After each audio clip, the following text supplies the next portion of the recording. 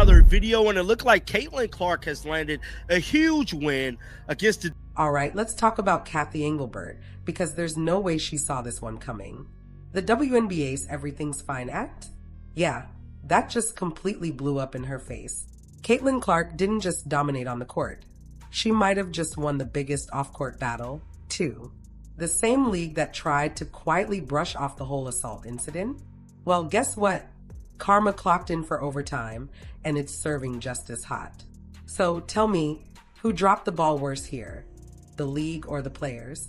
Let me know in the comments, because this right here is a textbook example of how not to handle damage control. We feel as if Erin Kane and their company hasn't been standing up for Caitlin when it comes to her getting off the ball, when it comes to referees, when it comes to the disrespect from players and the league, and the way Kathy sneaked this in, and all these said things that is steady happening. Let's be real. If there were Olympic medals for pretending nothing happened, Kathy Engelbert and the WNBA would have taken home the gold. Remember when Caitlin Clark got shoved? No, body checked. Like she was playing in the NFL? The league acted like it was just another Tuesday. The refs suddenly forgot they owned whistles. The commentators? Magically blind to the replay. And the WNBA's official social media? Total silence. Not a single word. And Caitlin Clark are talking to the official. They're both going at it saying, hey. You could practically hear the WNBA's PR team whispering, just ignore it. Maybe if we stay quiet, everyone will move on. But here's the problem people didn't forget. Fans lit up social media. ESPN anchors couldn't avoid the topic. Even casual viewers were like, wait, why isn't anyone talking about this? Because let's be honest, when a rookie who's single-handedly boosting your TV ratings by 300% gets assaulted on national television, you don't just get to play the move-on card. But Kathy Engelbert? Oh, she played that card proudly. For weeks, the WNBA went into full defense mode. Players started calling fans haters. Reporters who dared to ask questions got locked out of locker rooms. And Caitlin? She stayed calm. No social media rants. No drama. She just kept showing up, dropping points, and acting like the silence didn't bother her one bit. And that's exactly what scared the league, because silence when you're winning is powerful. Caitlin just kept winning. Every interview, every roaring crowd, every record-breaking stat, she became the story. The one the WNBA couldn't spin, silence or control. Suddenly, the same media that once brushed her off couldn't get enough of her. I had to talk about a story that's very, very important. And albeit indirectly, it involves Caitlin Clark, the Department of Justice, and quite possibly the President of the United States himself. Somebody got to say it, so I'm going to say it. But the one thing I will not do is take credit for this. I am looking at the... Then came the twist, courtesy of the Wall Street Journal. Reports surfaced that Caitlin and her team were quietly consulting with legal advisors after that viral video made the rounds again. This time, racking up millions more views. Commentators weren't sugarcoating it anymore. They called it what it was, assault. The second that word entered the conversation, everything shifted. This wasn't just a sports debate anymore. It became a workplace safety issue. A full-blown PR crisis wrapped in a legal time bomb. And Kathy Engelbert? Her calm, corporate facade started to crack. Sponsors, the ones writing the big checks, wanted answers. Fast. They didn't pay millions to have their brands tied to a league that looked like a Fight Club highlight reel. And suddenly, out of nowhere, the WNBA announced an official review. Funny, since that same review didn't exist 3 weeks earlier. The league then claimed that proper measures had been taken and that sportsmanship remains a priority. Corporate code for, we're not really doing anything, but please stop talking about it. Except nobody stopped. Not the fans, not the reporters, and definitely not Caitlin's camp. Behind the scenes, her team started pushing back, quietly but firmly. They demanded clear guarantees for her safety and asked the league to, actually enforce its own rules. Basic stuff, right? Apparently not. Because that's when Kathy's polished PR image started to crumble. Sponsors sent concern letters. Networks started questioning safety clauses in their deals. And suddenly, the WNBA were staring down an impossible choice. Admit they ignored a serious incident or pretend they've been proactive all along. Guess which one they chose? Yep, the "we've been on top of this since day one" routine. But by then, Caitlyn had something no press release could compete with: the crowd. Instead of protecting its transformative star, the league's leadership ignores the relentless targeting of Ms. Clark, treating its greatest asset as if she were a PR headache. And once the crowd got behind her, there was no turning back. Every arena Caitlin Clark stepped into, fans chanted her name like it was a rally cry. Opposing teams got booed anytime they played dirty. Clips went viral by the minute. And suddenly, the same media that used to tiptoe around favoritism flipped completely. Now they were asking, why is the league protecting aggressors instead of its biggest star? And why does it always take a public meltdown for Kathy Engelbert to finally act? Then came the headline that broke the internet. Caitlin Clark wins league review. WNBA tightens player conduct rules after public backlash. This wasn't just about an apology or a suspension. It was about forcing the WNBA to publicly admit that Caitlyn had been right all along. For months, they treated her like a PR inconvenience. And now, they were literally rewriting their rulebook because of her. Engelbert had to stand at the podium, pretending it was all part of some long-term commitment to fairness. Translation: yeah, we messed up, and we're fixing it before this turns into a lawsuit. It's almost poetic, really. The same commissioner who tried to downplay the Caitlin Clark effect ended up getting completely schooled by it, and in the most public way possible. Because let's face it, if Caitlin wasn't Caitlin, none of this would have happened. If she were just another mid-tier rookie, the story would have vanished overnight. But Clark brought too much money, too much attention, and way too many eyes for the WNBA to sweep it away. And Engelbert knows it. That's why lately she's been bending over backward in interviews, suddenly calling Caitlyn a transformative player and a vital part of our league's growth.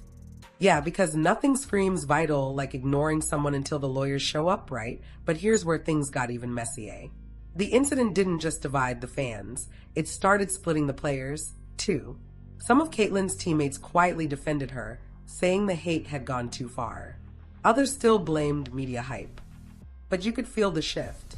The locker room wasn't unified under that anti-hype energy anymore. Clark's calm professionalism was winning people over. No drama, no shade, just performance.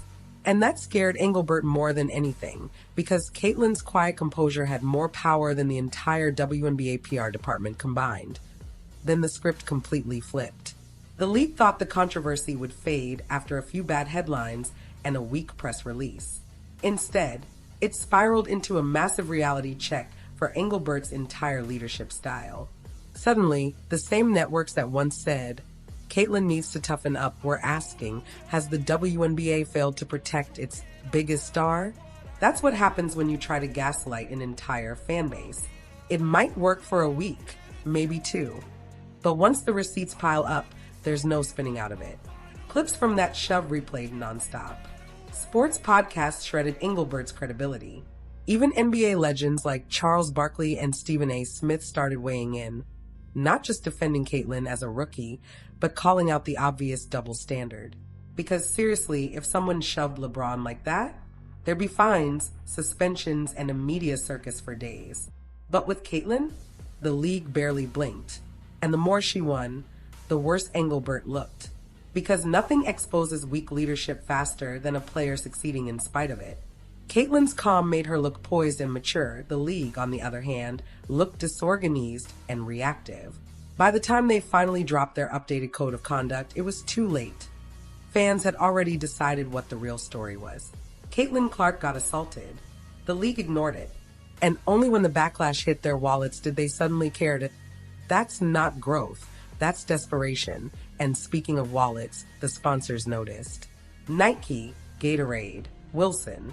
All those powerhouse brands started watching closely. None of them wanted their logos tied to a league that couldn't protect its biggest star. That's when things got very real behind the scenes. Because in modern sports, sponsors hold more power than commissioners ever will. Once advertisers start hinting at pulling campaigns, change happens fast. So when Engelbert finally stood next to Clark in a joint press release, praising her professionalism and reaffirming safety standards, you knew it wasn't about morals, it was about money. Still, Caitlyn handled it perfectly. In her next interview, she laughed about how she used to get nervous before games, saying she finally feels like she's exactly where she's supposed to be. And you could tell, she wasn't just talking about basketball. She was talking about control. She finally had it. Ironically, Engelbert helped her get there. Every time the league tried to silence or sideline her, Caitlyn got bigger. Every ignored foul, every awkward press conference, it all turned into more support, more sympathy, and more power for the Caitlyn Clark brand. Even her rivals started changing their tune. The same players who mocked her college hype now talk about respecting her growth. The ones who said she wasn't ready for the pros. They've gone quiet because you can't argue with numbers, attendance, ratings, jersey sales, all skyrocketing. And the person responsible? The very player the league tried to downplay. The irony writes itself, but let's be real. Engelbert hasn't had some grand awakening. The WNBA still operates more like a PR campaign than a professional league. Everything goes through narrative management. When Clark wins, it's teamwork. When she loses, it's a rookie reality check. That bias has been there for years. Caitlyn just exposed it completely. Now fans are demanding transparency, fair officiating, consistent discipline, and actual player protection. You know, the bare minimum for a professional league. And for Engelbert, that means something terrifying: accountability. The one thing she's avoided her entire career. Because once you start admitting mistakes, people start judging you by results. And her results haven't been pretty. Teams folding, players unhappy with pay, and now this mess exposing weak leadership under pressure. But Caitlyn changed everything. She brought in new fans who don't care about league politics.